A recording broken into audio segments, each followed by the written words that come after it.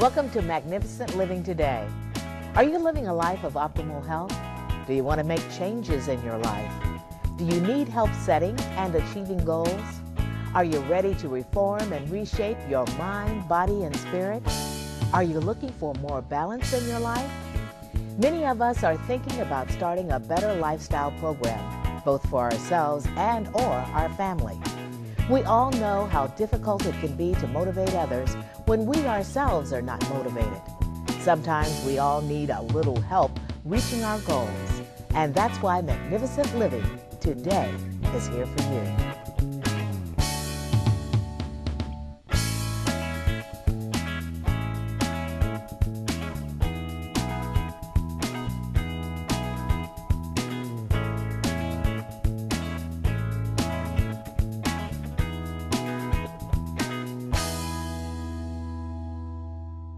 Hi, my name is Oliver Wilford, and usually you see me on my own show, FYI Laurel. But today I have the privilege of being on the set of Magnificent Living Today with Carl Powell and Jennifer Frazier. Carl is fast becoming a fixture on Laurel TV, and the question has come to me many times: who is Carl Powell and where did he come from? Well, today we're going to answer that question because I have Carl Powell and, as added spice on the cake, Jennifer Frazier. And a lot of questions that you want to know about these two, we're going to answer in a few minutes. First of all, who is Carl Powell? Who is Carl Powell? Carl Powell is a person who had major blessings very early in his life and got the opportunity to see the whole world and develop what I call an international perspective. And I always tell people, if you've never left this country, when you leave this country, you come back, you're changed. Mm-hmm. And so the travel really changed Carl Powell, and I came back as a much more compassionate person and a person who wants to volunteer, who wants to participate. So I think that what I learned abroad was when you participate and you participate in your community can't help but be better. So I came to Laurel to participate. Okay. Jennifer, I had the question asked me just a couple of hours ago before I came on the show. They saw you talking on another show with Carl, and they said, "Who is that?" And I said, "That is Jennifer Frazier, and she does relationships." And they were quite impressed with you. Now, who is Jennifer Frazier? Thank you for having me, Oliver. Well, you know, I'm a woman who is living out her purpose. That's what I see. I grew up in a family where I learned what a loving relationship looks like and really wanted to explore that more and learn how I can do that for myself and in turn help others. So that's one way that I show up in this world. I'm here to serve and help people not only find, you know, a healthy, nurturing relationship, but understand how they can live the life that they've always wanted to live. I'm here for myself as well as others to help them pull back all the limiting beliefs that may have surrounded their life and really how they can push forward now and really live the life that they want to live. This is the only life that we've got, and I'm here to show up and shine as bright as I can. Great. Carl, I've heard you make mention to many things that you've done in your life and all the travels that you've done. But what led you to what you're doing now? How did I get started? Yeah. When I was young, I was overweight. And experience taught me that when I screamed and yelled, that didn't work. Mm-hmm. So when I was in situations when I was confronted with something and I tried the screaming and yelling technique, mm-hmm. it didn't help. And when I tried the escapism, I'm just going to ignore it and pretend like it didn't happen, that doesn't work. So through the experience of living and being in the moment, because most people aren't in the moment. They're either thinking about what happened yesterday or what they're going to do tomorrow. Mm-hmm. But I learned to live in the moment and then appreciate each moment that you get. Mm-hmm. I watch you, and I think, I respect you so much. And when I meet people with so much wisdom and people who've actually really lived and lived through, you know, your cancer situation and a lot of raising your children, you've lived. And then when you tell me that you respect me, that helps me, that keeps me positive. Because then I think if, what did Maya Angelou say? She said that if you can live your life in a way that if you bring joy to people, that when you mention my name to somebody else and they go, Carl, oh man, no, ooh, then you're not living your life the right way. But if someone mentions Carl and they go, oh, what a great guy, or I really like him, or he's really great, then you're doing the right thing.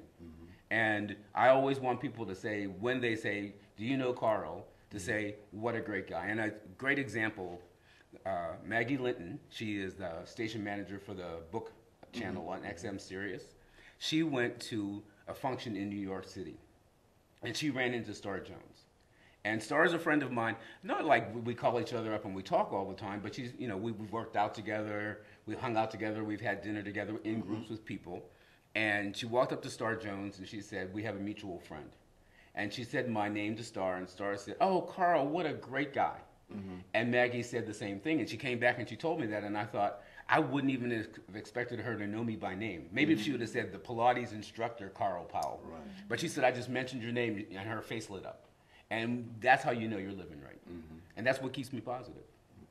Okay, we're going to take a short break. But when we come back, we're going to talk about some more experiences, real life experiences that these two have had and overcome. We'll be right back. We are all looking for peace in the world. We wonder where peace could hide. We don't know that peace is a prisoner whose freedom has been denied. We want to love our brothers, to love all men far and wide. It's when we learn to love ourselves that peace can no longer hide. The key to peace lies within. It's always been by our side. Learn to love from the inside out. Peace is a place inside.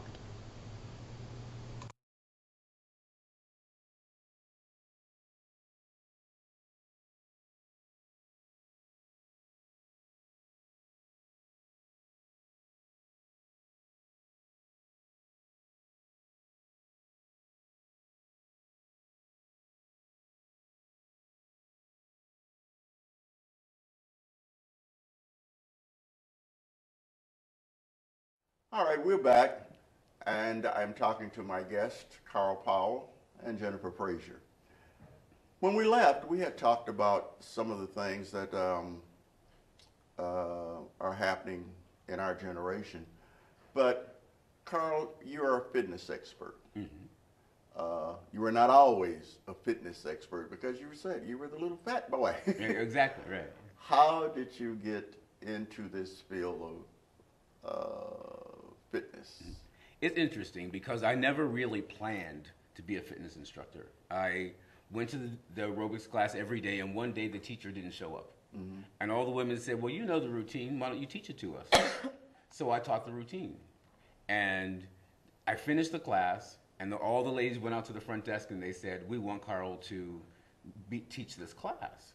And I'm like, but I don't have any experience. So the studio where I was working actually sent me through and trained me and had me trained and got me certified so that I could actually teach at the studio.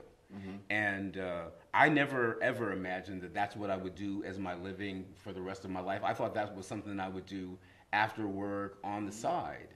But as I developed in my career, there was a television show called Morning Stretch with Joni Greggins. And it was internationally syndicated. And you asked me this question once before. I was too dumb to be afraid. I had no idea. So when they came and they asked me to be a background person, I just said sure. And so I went in, and the next thing I knew, I was getting calls from Japan and from China and, England and Sweden, and people asking me, can you come and train our instructors? And really, I had never done it before, but I thought, okay, I'll give it a try. What do I have to lose? And the more that I did it, of course, the more that I realized how much I loved it. But what I learned is the reason that I was well received by the people was I was coming from compassion. I didn't come in thinking I was better than you. I came in thinking I'm the same as you.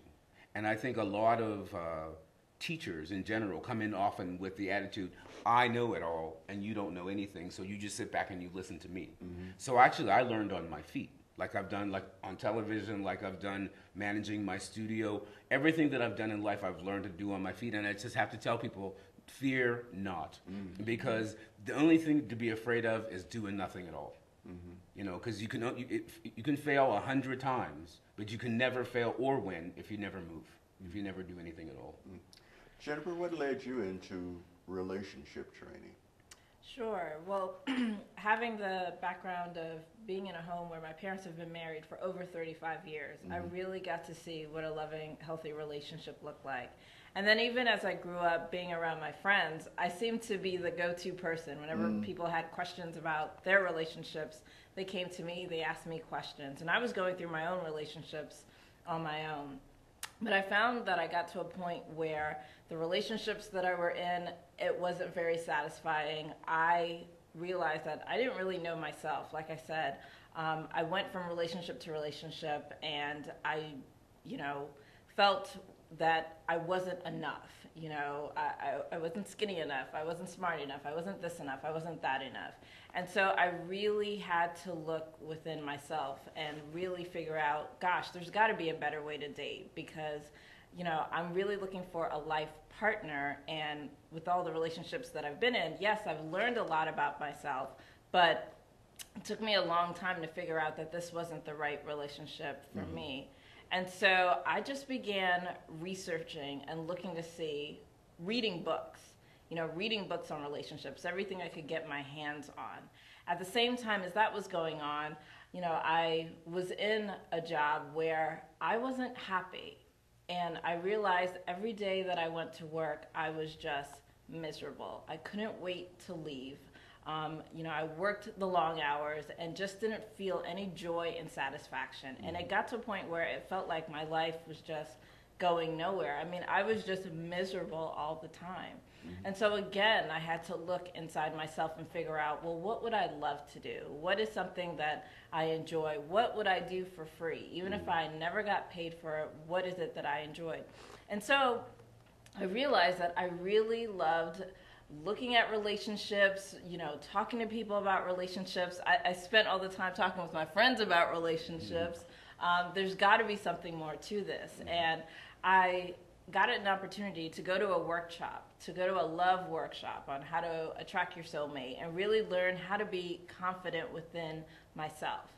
And so as I began to do more of those workshops and read more of those books, I learned that I can be trained as a relationship coach. There's actually an institute that trains relationship coaches.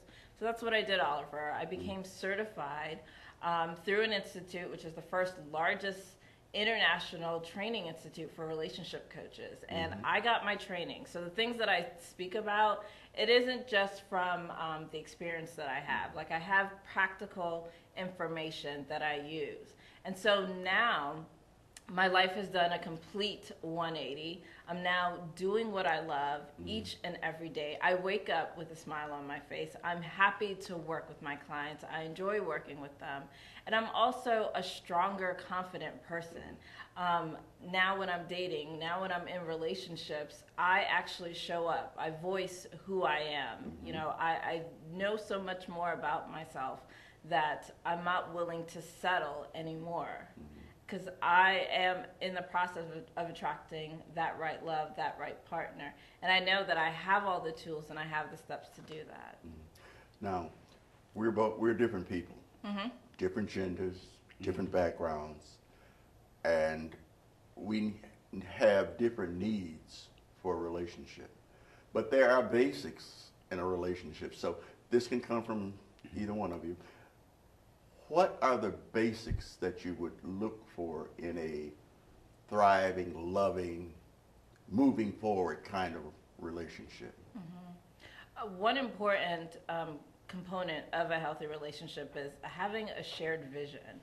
Understanding what you want for your life and what you want for your life together. Because so many times you hear that, oh, we just grew apart, we don't want the same things anymore. And so what I understand is it's important for both of you to sit down first and figure it out for yourself. Where do you see your life? What does your life look like? Does your life include children? because that's another important component. If whether or not you want children, you don't want to spend time dating a person who doesn't want children, because your life is not going in the same direction. So really understanding what your vision is for your life and then for your relationship. When you think about your partner, what is it that you want to be doing? You know, how do you want to be spending your time together? What do you want to bring to the table? That's an important key to having a healthy relationship. I think in relationship, what I've learned is that you have to have mutual attraction is extremely important. And you have to have the capability of communication. And a lot of times I think it's just a communication breakdown. The relationship I was in before my last relationship, the one thing that we did every single night before we went to sleep, no matter what happened during the day, is we kissed each other and we said, "I love you." And when I woke up in the morning, I still felt in love. And it helped me alleviate and break down and forget about all of the things that bothered me yesterday, or you dropped the pan on the floor, or you didn't sweep the floor, or you didn't put the dishes in the sink. Because those are the very little things that really don't matter. And when you get to love, for me personally, you have to go to what really matters to you. And what really matters to me is that I feel loved, that I trust you, that I know that your intention for me is the best of intentions, and I have the same for you. My regard for you is just as high as your regard for me. Like I watch you and Miss Ernestine, and you two argue a little bit. A little. But what's beautiful about it is it lasts more than 5 minutes, and that's what people forget about. You don't have 2 days to fight. Because that might be the last 2 days you spent together. And is that how you really wanted to spend it, arguing and bickering? No. So you have to learn how to limit your arguments down to just the necessary amount of time. You get your point across and turn the volume down. Because once the volume goes up, no one's listening, and then there's no point in even having the conversation. Yeah, it's about having that mutual respect for each other, no matter what, treating each other with love and kindness and compassion, and understanding that, I don't not only love you, but I also like you as a person. Right. You are my friend. Friendship is the foundation for any healthy, loving relationship. And at the end of the day, I want to be able to turn to my partner and say, you know what, I like you. You are my friend. You're my best friend. And you mentioned Ernestine and I, we've been married for 43 years. And out of the many, many things that I'm proud of in our relationship, one of the things is that I have never struck her, and I have never called her out of her name. Yeah, that mutual respect. Yes. Carl, you mentioned travel, the many places you've been, and situations and travels. Every situation we've been in, every place we've been in, we should draw something from that. From that place or from that situation that makes us grow. Take us on a short international trip and tell us some of the interesting places that you were at that contributed mostly to your growth. Okay. Well, I'll start with the Germany story, because I had no intention of moving to Europe and staying there. A friend of mine got a 6-month gig with QVC Germany, and I thought, okay, she said she couldn't do it. I'll take the gig, I'll go there for 6 months, and I'll come home. But when I got there, Germany really changed me, because German people move in a straight line. If you see a German person in line at the bank, you would never think of trying to cut in front of the person in line or get around them or race them to the counter. Everybody moves in line. On the Autobahn, unless you're in the fast lane and you're going slow, everyone moves in line. When you go to merge into traffic, the person behind you allows you to merge into traffic. And I learned, as Americans, we tend to always want to be the exception to the rule. Don't you know who I am? I'm the exception to the rule. Where in Germany, that would have been considered completely rude. There's a sense of entitlement. Right, exactly. Americans have. And then as I started to travel through Germany and I started learning German, I realized the importance of going to another country and respecting them, because Americans go to other countries like it's Disneyland. So what I mean by Disneyland is they go and they're like pointing at the people like they're like characters. And I'll never forget, I was at a train station and a woman said to her friend, "See, we're at the Hauptbahnhof. So when we get back, we want to come back to the Hauptbahnhof." But Hauptbahnhof simply means train station. So every train station she was going to go to was going to say Hauptbahnhof. And I almost answered her, and then I thought, you know what? Let her learn for herself. I mean, when I was in Sweden, there was a woman who wanted a drink with ice. If you even stop to consider it, ice is ice in almost every single language. She said, "I want my drink on the rocks." And when the guy didn't understand, she said, "On the rocks." Like that was going to make a big difference. So I think that what I learned through my travels is when you go to another country and you respect their customs, learn a few words, learn about the city that you're going to. Don't go there like it's Disneyland. Go there like it's real people. And it really, I think the most important, go to the cafes where people really hang out. Try to get off of the beaten path, because that's where I've learned the most. Well, I think we've learned a little bit about Carl Powell and Jennifer Fraser today, but don't feel comfortable. We will be back. But before we go, in talking with you, I think you're both right now in a comfortable place. There are problems, you know, there are needs and things that you would like to see, maybe a little bit different. But where do you go from here? Jennifer? Wow. I keep going forward. I want to be able to continue to show up in my life. I'm learning how to even greater dissolve the things that have kept me back. And so I want to continue to show up and serve my clients and really spread this message all over the world about loving yourself, respecting yourself first. And as you do so, you're able to attract, the things that you desire in your life. So I boldly go forth and just want to be available and be a resource for others so that they know that I'm here for them and I'm here to help them and support them in any way that I can. Important to me is I want to have a voice. I've learned in life that you can change things when you have a voice. The reason that I came to City Hall in the first place is because I wanted to have a voice in Laurel. And I realized that it wasn't just about getting people to come to my exercise studio and work out with me, but realizing the importance of health and the importance of, as we age, how much more important taking care of your body is. When you're young, you bounce back easy. When I was 25, I could exercise, go out, drink all night, wake back up and run 10 miles. But I can't do that at 50 and almost 51. Wow. Oh no. But I believe that when you have a voice, you can change things. And I watch people who go on television and they have negative voices. I see so many of the reality shows that just are ridiculous. What was the one we saw about the nails? Yeah. Yeah. I just think that there is room out there for a positive voice, and I think there's a room out there to teach people to improve themselves because they want to improve themselves, not because someone on television is preaching to you that you need to be this size, you need to eat this food, you need to go out and buy these vitamins. No, I want to have a voice that says to people, stop, get quiet, and listen to the whispers, because the whispers are telling you something, they're talking to you all the time. So I'm just trying to increase my voice, even though I think it's pretty loud to start with.